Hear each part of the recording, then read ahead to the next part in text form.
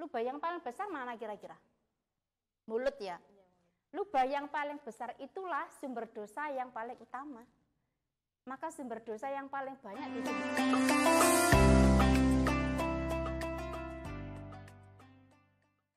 Assalamualaikum warahmatullahi wabarakatuh. Waalaikumsalam warahmatullahi wabarakatuh. Kembali lagi di acara Kurma Kuliah Ramadan.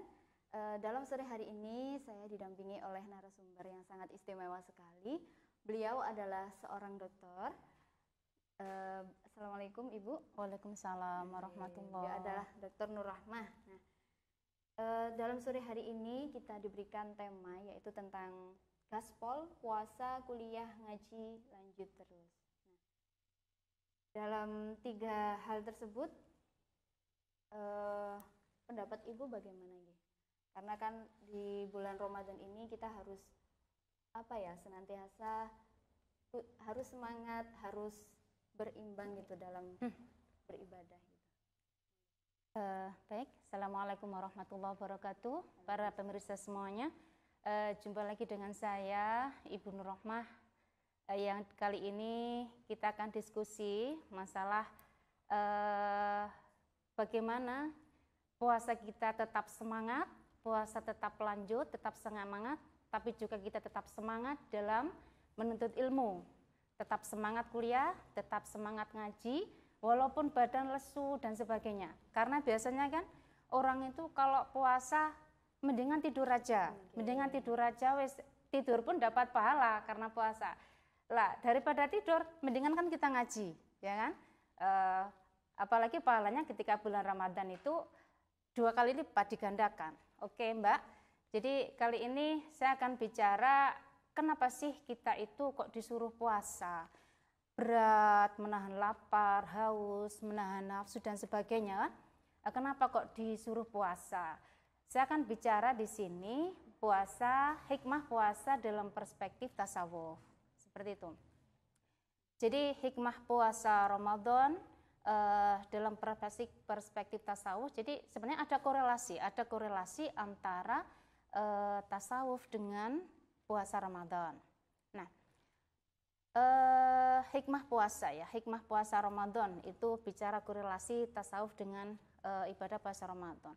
Sebenarnya puasa itu tidak hanya menahan lapar, haus dan menahan nafsu seksual. Kalau Ibnu Katsir mengatakan seperti itu. Ibnu Katsir mengatakan kalau puasa itu menahan diri dari makan, minum dan nafsu seksual. Oleh karena itu puasa bisa meningkatkan penyembuhan sifat rakus dan sombong, itu kata Ibnu Katsir semacam itu. Nah, upaya penyembuhan penyakit rakus dan sombong ini merupakan salah satu tujuan dari puasa. Itu kalau perspektif tasawuf semacam itu. Jadi puasa itu bertujuan untuk memberikan penyembuhan dari penyakit sombong dan rakus yang mana 2 penyakit ini sangat lengket pada diri manusia. Jadi manusia itu karena dia lupa dirinya siapa, lupa mau kemana, sehingga seakan-akan semuanya karena dia menyombongkan apa yang dia miliki, dia ingin semuanya, dia ingin menguasai. Sifat-sifat seperti itu sebenarnya bisa terhempaskan dengan ibadah puasa, Mbak. Nah, ada 4 hal yang mampu mendukung upaya pengobatan 2 sifat itulah. Ini yang saya katakan penting tadi. Ada 2 hal yang bisa mendukung upaya pengobatan 2 sifat manusia yang sangat berbahaya. 2 sifat tadi adalah sifat rakus dan sombong itu. Apa 4 hal itu? Yang pertama adalah kejujuran. Yang kedua adalah pengakuan akan kepemilikan Allah. Jadi semuanya ini milik Allah. Yang keempat adalah kesadaran bahwa dirinya ini adalah lemah. Kekuatan yang ada pada dirinya itu semata-mata karena Allah, karena pertolongan Allah. Jadi menyadari sepenuhnya kalau kita ini makhluk yang lemah. Yang keempat, katanya dengan puasa adalah kesadaran akan mulut yang berdosa. Oke, kita kupas satu persatu. 4 hal tadi yang bisa menyembuhkan sifat rakus dan sombong. Sekarang kejujuran. Kejujuran itu adalah sebuah sifat yang menyadari siapa dirinya dan ketika dia sudah menyadari siapa dirinya, dia akan berbuat sesuai dengan kodratnya.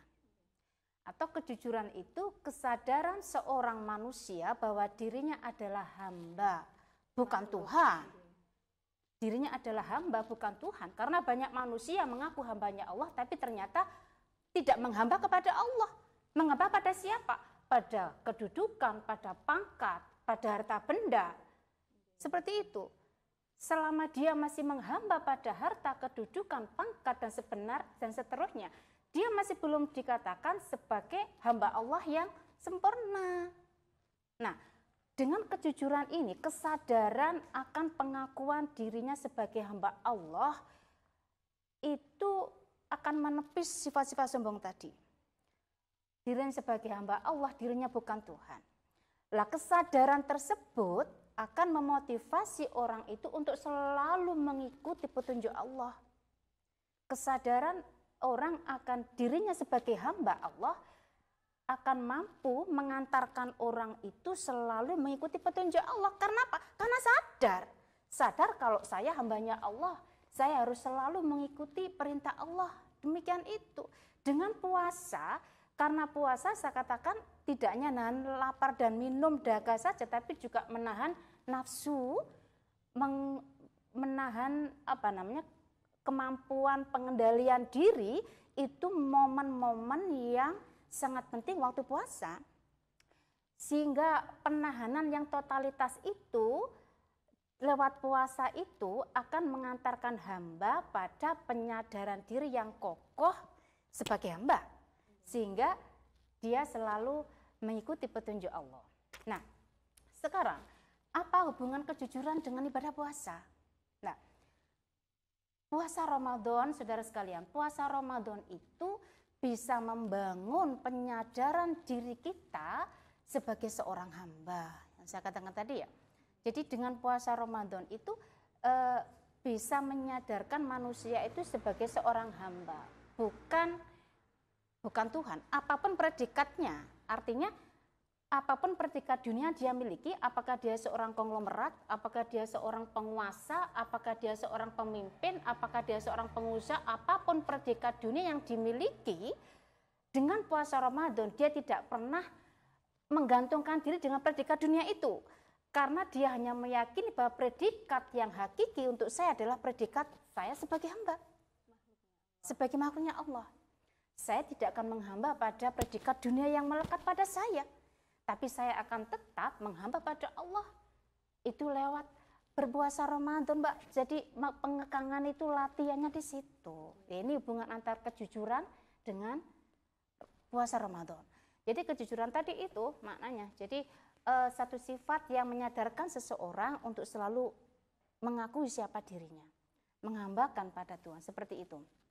Nah, seseorang yang lupa akan siapa hakikat dirinya, itulah yang menyebabkan dia itu sombong.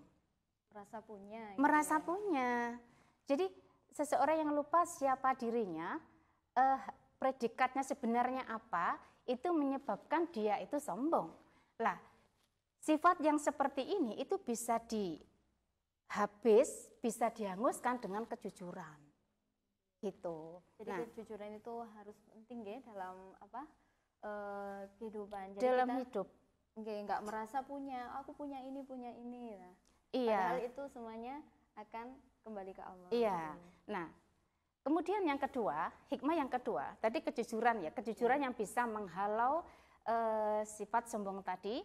Setelah orang benar-benar bisa menerapkan kejujuran, benar-benar sadar bahwa dirinya sebagai hamba, itu akan melahirkan satu pengakuan kepemilikan hanya milik Allah, kepemilikan hanya Allah. Akan melahirkan satu pengakuan bahwa semuanya ini milik Allah. Bahkan dirinya sendiri, nyawanya sendiri dia tidak ikut punya. Jodoh, semuanya tidak ikut punya. Jadi apa yang dia miliki sebenarnya bukan milik dia, itu hanya titipan. Ibaratnya ketika seseorang sudah menyadari siapa dirinya, maka akan menghadirkan satu pengakuan bahwa semuanya milik Allah. Ya, ketika sewaktu-waktu Allah akan mengambil, dia tidak pernah keberatan, walaupun nyawanya dia tidak ikut punya. Kadang orang kan begini dalam hidup itu, itu milik saya itu milik saya itu enggak bisa tuh kalau diambil itu punya saya itu saya yang usaha itu saya kerja keras dulu saya dari tidak punya sekarang kaya raya semuanya milik saya tuh, ngapain kamu ikut-ikutan ganggu punya saya.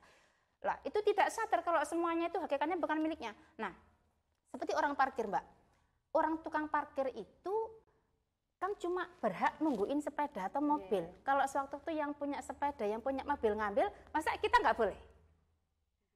Ojo Pak, jangan Pak, jaga Pak sepedanya nanti dulu, kan tidak begitu, ya kan? Lah, tapi kan tetap yang orang yang punya mobil akan ngambil mobilnya, yang punya sepeda ngambil sepeda, tukang parkir, ya oh monggo kan begitu. Jadi kita hidup ini ketika kita menyadari kita sebagai hamba Allah, kita berperan sebagai tukang parkir sebenarnya. Nah, itu bisa kita latih dengan puasa, ya.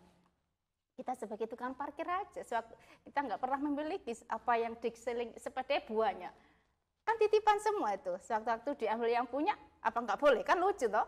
Nah, melatih untuk legowo juga. Mengatih legowo, Pak, betul sekali. Makanya orang itu aneh kalau misalkan satu saat kehilangan sesuatu, merasa resah, gelisah, kehilangan pangkat, kehilangan jabatan, dia itu sampai stres, bahkan sampai bunuh diri. Wah, itu karena dia belum sadar sebenarnya yang kejadian pada saya ini seperti ini saya harus bagaimana, dia belum sadar. Dia belum sadar sebagai hamba, gitu aja. Nah, kemudian yang ketiga, hikmahnya lagi, jadi 4 hal tadi ya, 4 hal yang bisa melawan sifat sombong dan rakus manusia itu kejujuran, kemudian dari sifat itu kemudian melahirkan sadar akan kepemilikan semuanya ini milik Allah. Yang ketiga, setelah dia menyadari, setelah dia mengakui semuanya ini adalah milik Allah, akan muncul kesadaran bahwa dia lemah. Muncul kesadaran akan kelemahan dirinya, akan kelemahan diri kita sebagai manusia, yang ketika kita kuat melakukan sesuatu itu semata-mata karena pertolongan Allah. Itu akan muncul Mbak, akan muncul ketika punjernya, embrionya dari kesadaran sebagai hamba tadi, yang dikatakan kejujuran tadi. Bisa melahirkan, bisa menyadarkan kita bahwa semuanya milik Allah, berlanjut menyadarkan kepada kita bahwa kita ini lemah. Secara logika, bayangkan kita puasa ya, puasa menahan lapar, minum, kan logikanya kan kita tuh ngapa-ngapain susah, ya kan, lemah toh, nggak makan, nggak lemes, begitu rasa-rasa, makanya mbak-mbak dulu tuh daripada tidur lah ganjaran kan begitu. Nah, sebenarnya kenapa kok kita masih kuat? Kenapa kita masih aktivitas dan terasa masih segar walaupun sehari enggak makan, enggak ngapa-ngapain? Kenapa? Itu kekuatan itu sebenarnya adalah support dari Allah, spirit dari Allah, kita menjadi kuat walaupun kita itu puasa. Nah, itu pelajaran yang pertama seperti itu. Nah, kemudian ketika ada problem hidup, sebenarnya kita itu sudah ditopang sama Allah, harus kuat. Nah, seperti itu Mbak. Jadi dengan puasa ini sebenarnya bisa menyadarkan bahwa kita ini lemah. Semuanya adalah pertolongan Allah yang pada akhirnya kita akan menyadari kalau kita lemah itu pada akhirnya kan tetap memuji kepada Allah. Tetap ingat kepada Allah. Tetap minta pertolongannya pada Allah. Tetap sandarannya kepada Allah. Tetap ketika ada apapun dempetnya kita sama Allah. Kan begitu. Itu akan sadar dengan sendirinya ketika memang kita sadar sebagai hamba Allah. Ada apapun, ya sudah. Sambatnya sama siapa? Sama Allah. Semuanya pertolongan. La haula wala quwata illa billah. Tidak ada daya kekuatan untuk melakukan satu kebaikan. Tidak ada kekuatan menghindar dari musibah. Semuanya adalah karena Allah. Kan seperti itu. Itu yang ketiga, hikmah yang ketiga. Kemudian yang keempat tadi yang bisa melawan sifat sombong tadi adalah kesadaran akan mulut yang berdosa. Sekarang begini Mbak, orang puasa itu kan identik mulutnya bau ya, mulutnya bau. Makanya orang puasa kan kadang nggak banyak omong, diam, soalnya mulutnya bau. Ada pendapat walaupun puasa mulutnya bau, nanti itu di surga itu jadi harum. Di surga diganti jadi harum, ini puasa yang bagaimana? Iya, nah, puasa yang bagaimana? Kan begitu. wis tenange wis engko besok diganti nanti baunya harum di surga di akhirat nanti baunya jadi harum. Baunya bisa harum, itu puasa yang bagaimana? Kalau sampan puasa terus mulai pagi menggunjing teman, pagi melontarkan hinaan-hinaan sama tetangganya, mau harum dari mana? Mulutnya tetap tidak bau, tetap baunya jelek saja. Tua saja puasa, percuma saja puasa. Kan begitu. Nah, Allah ini menciptakan kita manusia itu ada 9 lubang. 9 lubang. Ada lubang yang paling kecil sampai lubang yang paling besar. Lubang yang paling besar mana kira-kira? Mulut ya. Lubang yang paling besar itulah sumber dosa yang paling utama. Maka sumber dosa yang paling banyak ditimbulkan oleh anggota lubang badan kita itu kan dari mulut. Iya kan? Sangat tajam sekali. Iya, ada temannya enggak terawih. Oh, kamu kok enggak terawih? Ngapain saja kamu duduk di situ? Kok enggak terawih? Ada temannya, ada yang terawih 11 rakaat, si dia 20 rakaat. Kamu tuh terawihnya kok 11 rakaat? Ya salah, terawih seperti saya 20 rakaat loh. Itu sebenarnya kan salah seperti itu. Oh, no koncone terawih begini, terawih. Ya biarin, punya keyakinan sendiri.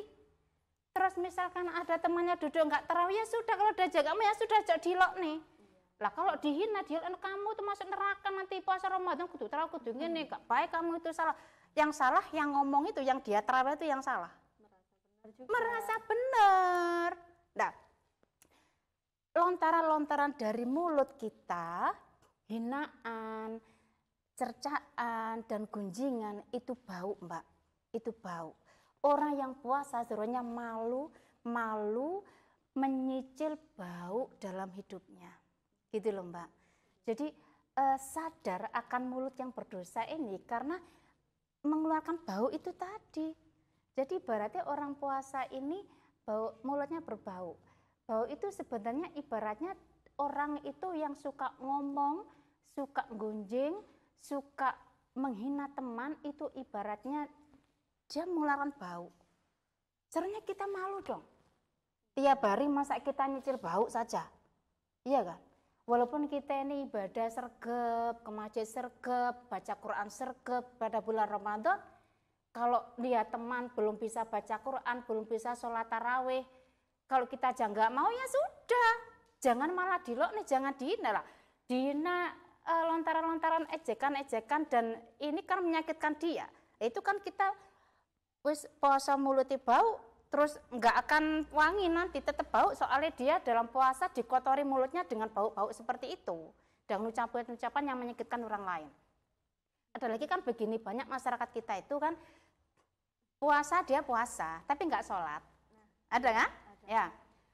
Terus ada orang bilang ini, kamu ngapain puasa gak sholat? Percuma saja puasa kamu tuh. Kalau kamu nggak sholat, yang penting ku sholat baru puasa. Apakah dia betul ngucapkan begitu? Juga tidak betul. Seharusnya dia begini, alhamdulillah kamu sudah puasa. Mudah-mudahan Allah ngilingkan kamu supaya kamu nanti sholatnya sergap. Ngono saja nih, bukan malah lah apa poso rugi poso kamu itu, kamu tidak tahu sembahyang. Jadi diberikan dorongan atau motivasi. Iya, gitu ya, diberikan dorongan motivasi. Mudah-mudahan Allah memberi hidayah. Kan semuanya yang menggerakkan kan Allah, Mbak. Memberi hidayah supaya dia itu sholatnya sok sergap. Kalau dia sergap sholat, tapi jek ngelokno koncone ngokno, apa gunanya sholatnya dia? Sholat itu artinya zikir. Zikir itu apa sih? Ingat sama Allah. Kalau dia masih ngomong jelek sama orang, berarti kan nggak ingat sama Allah. Kan begitu artinya. Nah, itu yang banyak orang belum sadar. Makanya kenapa harus ngaji. Makanya kita bahas sekarang, puasa ibadah penuh, ngaji tetap lanjut. Apa itu makna ngajinya? Harus bagaimana dalam bulan Ramadan? Nanti kita bahas habis sini ya, Mbak ya.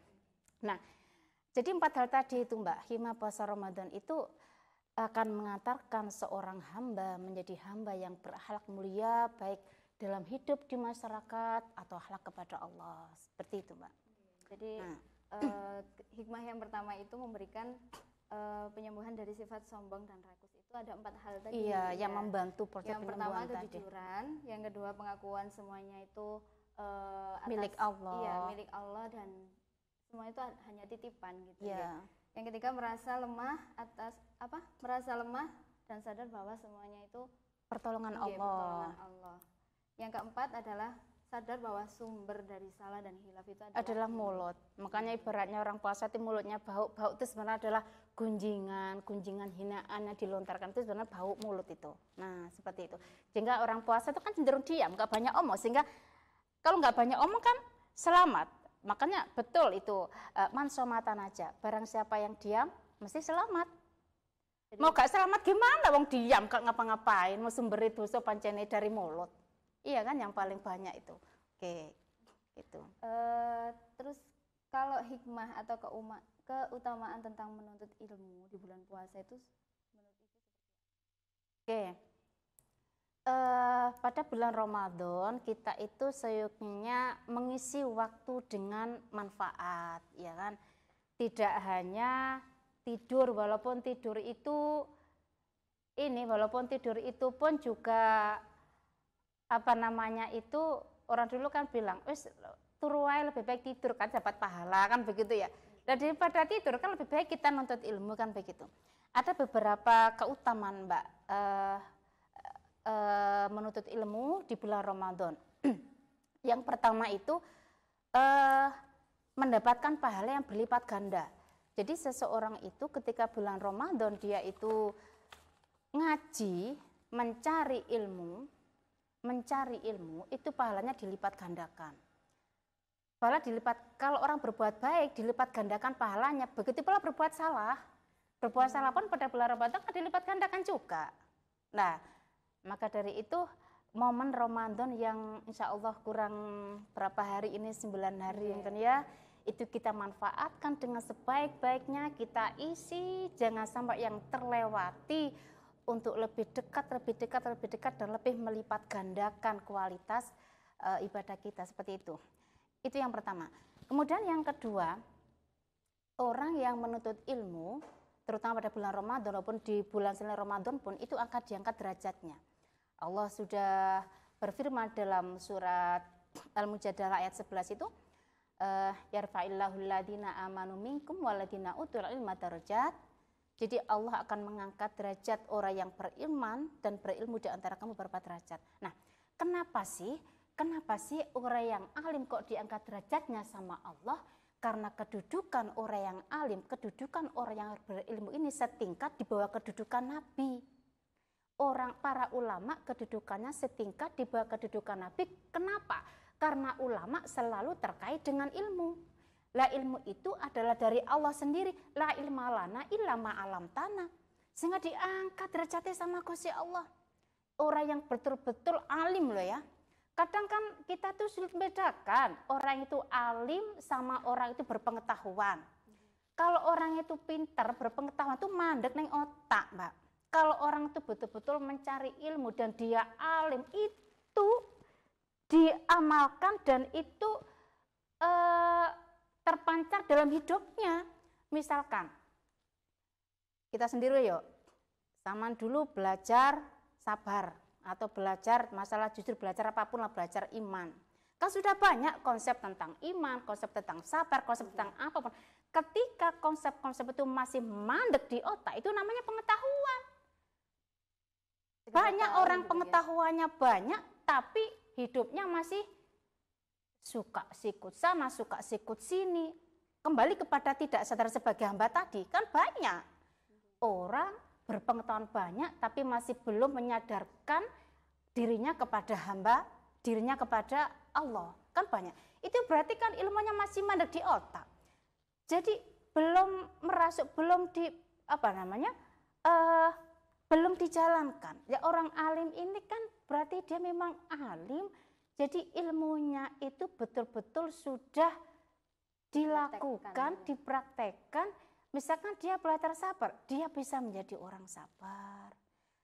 Dia belajar iman, dia memang iman kepada Allah. Buktinya apa? Orang beriman itu takut, Mbak.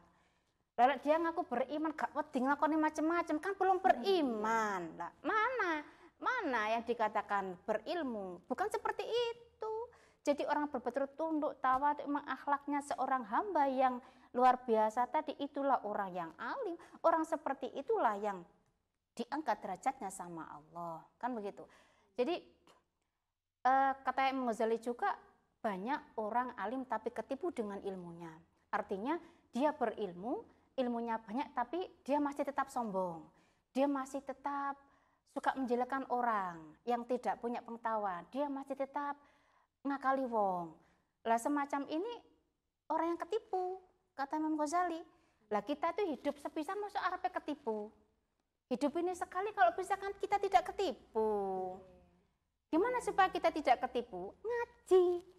Ngaji itu, ngaji. Harus belajar, harus bagaimana kita sebenarnya hidup. Semakin seorang alim, seharusnya semakin tunduk. Ibarat padi itu, Pak, padi itu semakin berbobot, itu kan nyenduk ini. Gak ono padi itu semakin bentus, dia ini kan ndak ada. Semakin tunduk, orang alim itu semakin tunduk sama Allah, takut ngapa-ngapain, itulah yang diangkat Allah derajatnya nanti. Nah, yang ketiga, apa hikmahnya keutamaan nuntut ilmu pada bulan Ramadan? Menjadi pribadi yang takut. Yang saya katakan tadi ya, menjadi pribadi yang takut sama Allah. Orang kalau berilmu dan dia memang ilmunya sudah ini istilahnya dijalani dalam hidup, merasuk ke hatinya, dia semakin dekat sama Allah, ini akan semakin takut sama Allah. Walaupun dia seorang pejabat, konglomerat, seorang penguasa, apapun, pengusaha, apapun, takutnya itu hanya sama Allah. Satu saat jabatannya digeser, enggak pernah terbersit di hatinya, susah. Enggak pernah takut, enggak pernah khawatir, enggak pernah curiga sama orang. Nyantai saja. Apapun yang mengenai hidupnya, dia akan selalu mengatakan, oh itu kehendak Allah. Orang yang takut akan seperti itu, takutnya hanya Allah. Jadi apapun yang terjadi dalam hidupnya, ya sudah bersandarnya sama Allah itu, takut. Orang alim seperti itu. Tetap rendah diri. Rendah diri. Yang keempat, keutamaan kita ngaji ya, nuntut ilmu, kuliah apapun lah, pokoknya cari ilmu itu pada bulan Ramadan merupakan amal jariah, Mbak. Amal jariah. Dari Abu Hurairah, Rasulullah bersabda yang sudah populer itu kan ya, idza mata ibnu adama in qata amalu illa min salasin, itu kan shadaqatin jariyatin aw ilmin yuntafa'u bih aw waladin shalihin yada'ulah. Nomor 2 itu aw ilmin yuntafa'u bihi, ilmu yang bermanfaat. Ini sebagai sedekah jariyah sebenarnya. Jadi contohnya misalkan kita ngajari anak baca Fatihah. Kita ngajari anak baca Fatihah. Kita mati. Dia terus membaca Fatihah, mengamalkan. Apakah dihadiahkan pada kita? Tidak. Tetap kita dapat pahala dari situ. Tetap mengalir terus. Tetap mengalir. Jadi amal jariyah, ilmu yang kita berikan itu sebuah jariyah. Sebuah jariyah yang akan mengalir walaupun kita nanti sudah mati. Nah, seperti itu. Kemudian apa keutamaan lagi ketika kita menuntut ilmu pada bulan Ramadan? Ilmu itu menghidupkan hati, itu yang penting. Ilmu itu menghidupkan hati. Orang yang benar-benar alim dengan sesungguhnya, itu maka hatinya akan hidup. Kalau hatinya akan hidup, maka dia akan selalu mencari dan terarah kepada yang maha hidup. Yang maha hidup siapa? Allah. Iya kan? Karena sadar bahwa hatinya tidak akan bisa hidup tanpa ada yang menghidupkan. Yang menghidupkan siapa? Allah itu sendiri. Nah, ketika dia gandrung mencari yang maha hidup, itulah kesadaran itu akan memunculkan, membuat orang yang alim tadi, yang menuntut ilmu tadi selalu menghiasi hidupnya dengan penuh kebaikan dan menebarkan kebaikan dengan penuh keikhlasan. Beda dengan orang yang tidak berilmu, tidak ngaji, tidak apa. Hatinya mati. Kalau hati mati kan nggak bisa ngapa-ngapain. Orang hidup kan bisa ngapa-ngapain toh, Mbak. Kalau orang yang mati kan sudah tidak bisa ngapa-ngapain. Dalam hidup ini banyak sebenarnya orang yang sebenarnya tidak hidup itu sebenarnya banyak. Artinya apa? Ketika dia tidak pernah menghidupkan hatinya, sehingga hatinya itu tidak pernah mau menerima kebenaran, sehingga yang dilakukan adalah perbuatan-perbuatan yang jauh dari real ridho Allah, itulah ibarat sebenarnya dia itu tidak hidup sebenarnya. Oke, seperti contoh kayak fokus kerja terus, tapi ibadah ditinggalkan. Iya. Gitu, Nah, jadi itu keutamaan yang selanjutnya. Jadi orang yang berilmu tadi akan mendapat keutamaan dunia akhirat, kemuliaan dunia akhirat. Man arada dunya fa'alai bil ilmi, wa man aradal akhirata fa'alai bil ilmi, wa man aradahuma fa'alai bil ilmi. Barang siapa ingin bahagia di dunia, hendaklah dengan ilmu. Ingin bahagia di akhirat juga dengan ilmu, ingin bahagia keduanya harus juga dengan ilmu. Nah, contohnya begini. Orang itu ahli ibadah, ahli sholat, ahli sodako, ahli macam-macam. Tapi kalau tidak diilmuni, ini percuma. Contohnya begini, setelah dia sholat jamaah terus ke masjid, terus pulang-pulang nyelok nih wong. Kamu kok gak jamaah seperti saya begini loh ke masjid. Nah, itu karena apa? Dia ahli ibadah tapi gak tahu ilmu. Caranya dia habis ke masjid, jangan begitu dong. Iya kan? Jangan begitu dong. Makanya setan itu paling seneng nggodho orang ahli ibadah sing gak duwe ilmu. Setan sing nggodho setan sing apa namanya? Yang krucil-krucil itu, Mbak. Anak-anakan itu, Mbak. Mudah sekali nggoda orang ahli ibadah tapi tidak berilmu. Habis beramal ke masjid 1 juta. Cerita, saya tadi di masjid amal 1 juta itu. Kemarin itu kalau bukan karena saya masjid itu enggak bisa berdiri itu. Kalau bukan saya yang mensupport dananya itu masjid itu enggak selesai, enggak bisa digunakan tarawih itu. Lah itu orang ahli ibadah tapi radilmoni amale itu ya kayak panas setahun dihapus sama hujan sehari karena enggak ikhlas, enggak karena Allah. Hangus. Iya hangus itu loh. Nah makanya dengan ilmu. Lah terus ingin bahagia dunia dengan ilmu karena apa? Kalau hidup di dunia enggak punya ilmu diakali uang, Mbak. Iya kan? Sewoge dagang, tapi gak ngerti ilmu nih dagang, ya diakali wong, kan begitu. Ini buktinya kalau ilmu luar biasa. Ingin bahagia dunia akhirat harus dengan ilmu. Yang terakhir ilmu itu jalan menuju surga, Mbak. Jadi barang siapa yang menempuh jalan untuk mencari ilmu, maka Allah akan memudahkan jalannya untuk mencapai surga. Nah, itu mungkin beberapa keutamaan menuntut ilmu pada bulan Ramadan. Nah, seperti itu, Mbak. Jadi banyak sekali nggih Ibu keutamaan-keutamaan untuk menuntut ilmu di bulan suci Ramadan ini. Apalagi kan di bulan Ramadan ini kebaikan dilipat gandakan menjadi beberapa kali lipat kan gitu nggih. Oke teman-teman, jadi bisa disimpulkan bahwasanya keutamaan menuntut ilmu di bulan Ramadan ini ada beberapa hal. Yang pertama dilipat gandakan pahalanya, yang kedua diangkat derajatnya seseorang, yang ketiga menjadi pribadi yang lebih takut, yang keempat menjadi amal jariah, yang kelima ilmu menghidupkan hati, yang keenam ilmu bisa membahagiakan dunia dan akhirat, dan yang terakhir adalah ilmu bisa mengantarkan kita ke surganya Allah. Mungkin cukup sekian dulu dari kita. Semoga apa yang beliau sampaikan itu bermanfaat bagi kita semuanya. Amin. Dan tetap semangat untuk menjalani puasa, kuliah, serta ngaji. Okay? Demikian dulu. Wassalamualaikum warahmatullahi wabarakatuh. Waalaikumsalam warahmatullahi wabarakatuh.